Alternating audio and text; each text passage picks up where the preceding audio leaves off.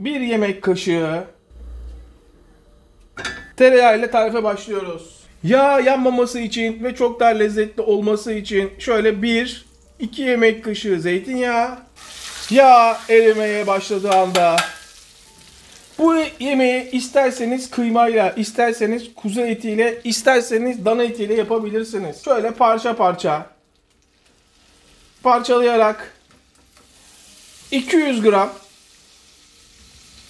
kıyma kullanıyorum. Miktar size kalmış. İsterseniz 50 gram da bile yapabilirsiniz. Bu kadar yeterli. Kullandığınız malzeme her zaman çok olacak diye bir kural yok. Bazen çok malzeme yemeğinizi bozabilir. Şu anda saat gece 2. Akşam Arjantin Ligi'nden maç seyredeceğiz. Renginin dönmesini istiyorum ve kendi haline bırakıyorum.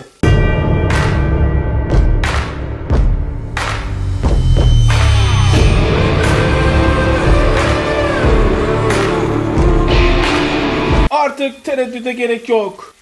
Ya soğan kullanacaksın ya da vazgeçeceksin bu tariften.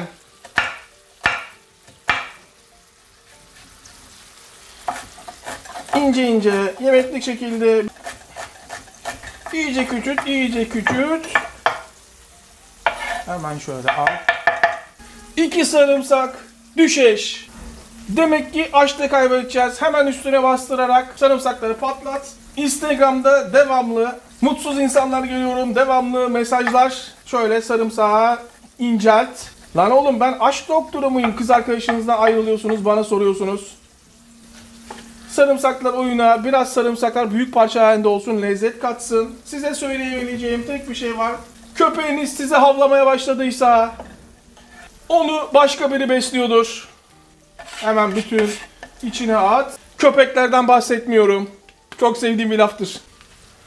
Şimdi bakın ocağın ısısı düştü. Ne yapıyorum? Biraz daha ısıyı yükseltiyorum. Yani orta ateşe getiriyorum. Bırak. Koray benim biraz daha yağ ihtiyacım var diyor. Hemen 1 yemek kaşığı daha zeytinyağı. Bakın iyice yükselmeye başladığı anda ısısı tekrar orta ile kısım arasına getiriyorum. Ocağın ısısı çok önemli yemek yaparken. Soğanların yumuşayıp pembeleşinceye kadar pişmesine izin veriyorum. Kapağını kapatıyorum. Orta ile kısığın arasında soğanlar yumuşayana kadar 7-8 dakika, hadi bilemeyiz 10 dakika pişmesine izin veriyorum.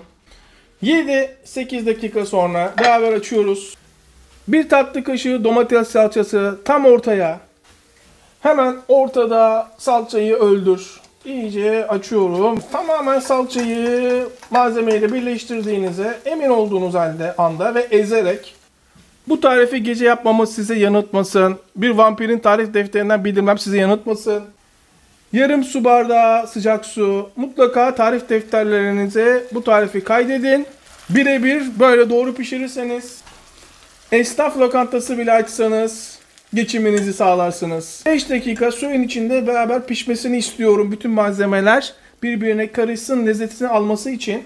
5 dakika suyunu çekene kadar pişti, görüyorsunuz. Bakın şimdi ıspanak saplarını görüyor musunuz? Normalde böyle de pişirebilirsiniz. Ama lezzetli olmasını istiyorsanız ve milletin parmağını yiyip mutfakta şef mi var demesini istiyorsanız bu sapları koparıyorsunuz.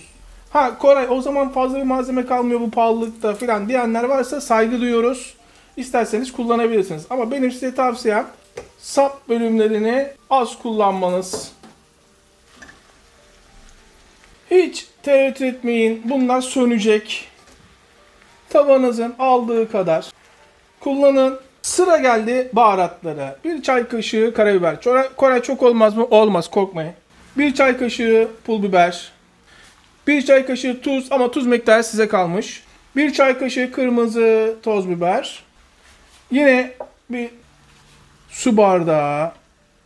1 su bardağı sıcak su. Hemen üstünden. İşte bu.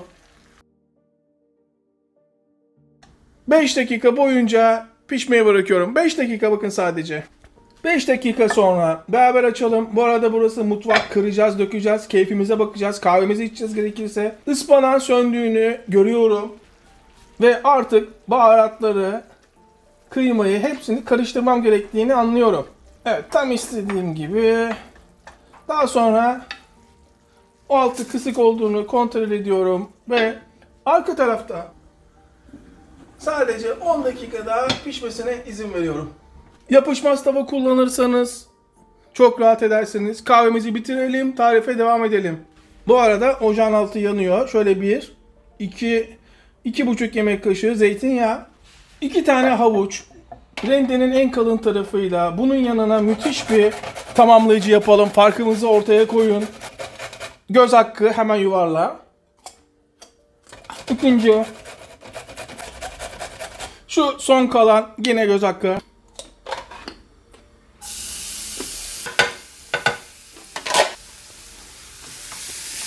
Kavur. Yalnız yağın az olduğunu anlıyorum ve 1 yemek kaşığı daha zeytinyağı ekliyorum.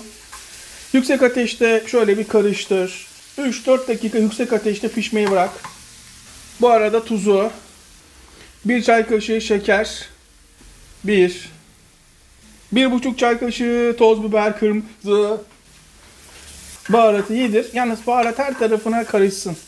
Her tarafına. Tavaya yay. Altını kıs. 3-4 dakika sonra bir tane sarımsağı ez.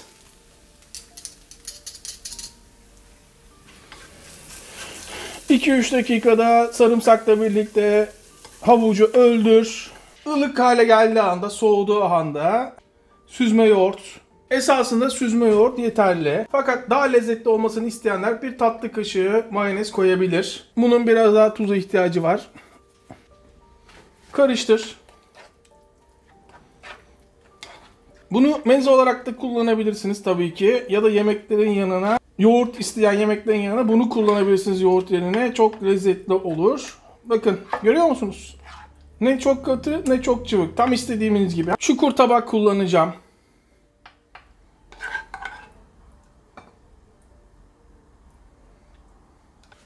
Bir dilim ekmek.